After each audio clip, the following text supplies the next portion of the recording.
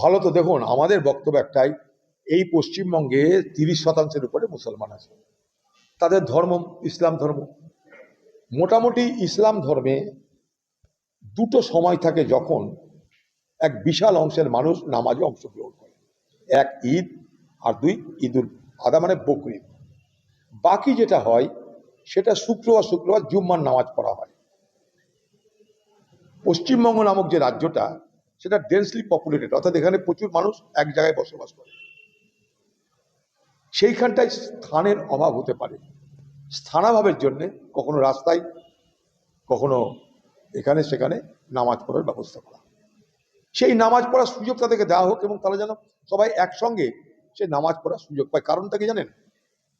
মুসলিম ধর্মে এই যে একজোট হয়ে কিছু করা, এটা একটা তাদের ধর্মের একটা অঙ্গ। তার জন্য ঈদগাহ আছে, যাতে এক জায়গায় সব নামাজ পড়তে পারে।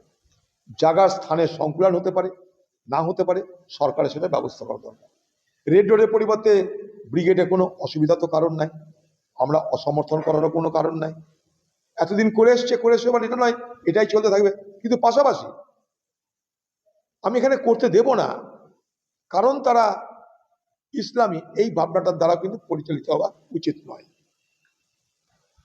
যেমন কালকে দেখছিলাম উত্তরপ্রদেশের মুখ্যমন্ত্রী বলছে যে শিফটে নামাজ পড়ে, কয়েকটা শিফটে নামাজ পড়ে। মনে করুন আমাদের যখন দুর্গাপুজো হয়, সন্ধি পুজো হয়, সন্ধি পুজোকে যখন তখন পড়া যেতে পারে না, নির্দিষ্ট টাইমে পড়তে হয়। সে প্রত্যেক ধর্মেরই উৎসব পালনের জন্য নির্দিষ্ট সময় আছে, সেটা যেন সরকার মাথায় রাখে। অর্থাৎ আমি সর্বোপরি যেটা বলতে চাই, সরকার যেন সংবেদনশীল হয়। প্রত্যেক ধর্মের মানুষের জন্য সরকার যেন সংবেদনশীল হয়। কারণ এ সরকার সকলের সরকার। এ সরকার হিন্দু, মুসলমান, শিখ, খ্রিস্টান, জৈন, আদিবাসী, শিডিউল কাস্ট, শিডিউল ট্রাইব, সকলের সরকার। আমি চাইব সরকার সংবেদনশীল হোক, প্রত্যেকটা ধর্মকে এই সরকার তাদের নিজ নিজ পাওনা অনুযায়ী সম্মান দিক। দেখুন, এটা ঠিক হচ্ছে না। পশ্চিমবঙ্গে হকারদেরকে যেভাবে উচ্ছেদ করা হচ্ছে, আমি চরম বিরোধিতা করি। দেখুন, আমি মানুষকে চাকরি দিতে পারছি না, রোজগার দিতে পারছি না, রুটি দিতে পারছি না, তারা সেখানটায় বাধ্য হয়ে হকারি করছে। কেউ শখে হকারি তো করছে না। উচ্ছেদ করার আগে তাদেরকে আপনি পুনর্বাসনের ব্যবস্থা করুন। এভিকশন নয়, রিহ্যাবিলিটেশন ব্যবস্থা করুন, পুনর্বাসনে। তাদের পেটে মারবেন না। এই সরকার হকারদেরকে পেটে মারার ব্যবস্থা করছে। আপনি খেতে দিতে পারবেন না, কিন্তু করে খাবার কেড়ে নেবেন না।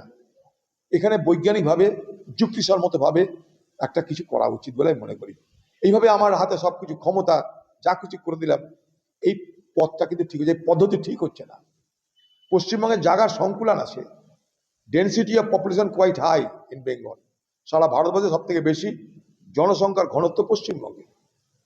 সেখানটা আপনাকে বুঝতে হবে সবকিছু। আবার বলছি, সরকার যেন সংবেদনশীল হয়, সরকার যেন সচেতন হয় সব ব্যাপারেই। হকার, সংখ্যালঘু, মন্দির মসজিদ, সব ব্যাপারে সরকারকে সংবেদনশীল হওয়ার কিন্তু দাবি করব, পরামর্শও দেব।